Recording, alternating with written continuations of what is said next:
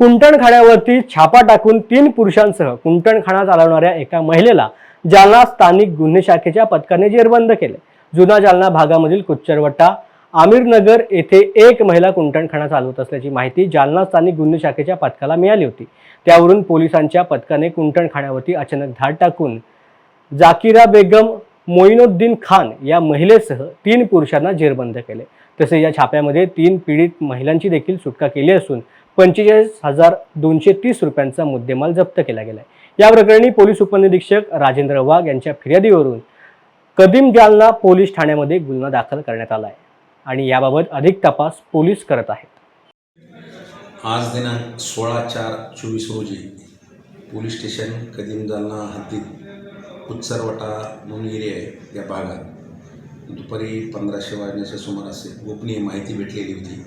त्या ठिकाणी अवैधरित्या व्यवसाय काही कुंटणखाना एक महिला चालवत आहे अशी खात्रीलायक बातमी मिळाली होती। त्यावरून आम्ही वरिष्ठांच्या सूचनेनुसार सदर ठिकाणी सापळा कारवाई बनावट ग्राहक पाठवून सदर घटनेची पडताळणी केली असता त्या ठिकाणी आम्हाला जे ठिकाण आहे त्या ठिकाणी एक जी महिला आहे जी कुंटणखाना चालवते ती बाई स्वतःच्या घरामध्ये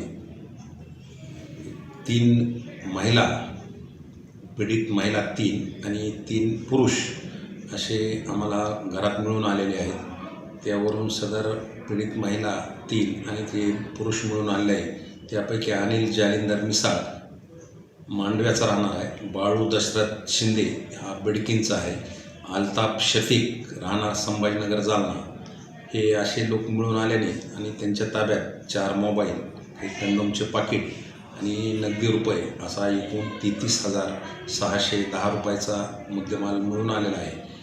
त्यानुसार सदर कारवाई आम्ही गुन्हा दाखल करून पोलीस स्टेशन कदीम जालना यांच्या ताब्यात आम्ही हे देत आहोत।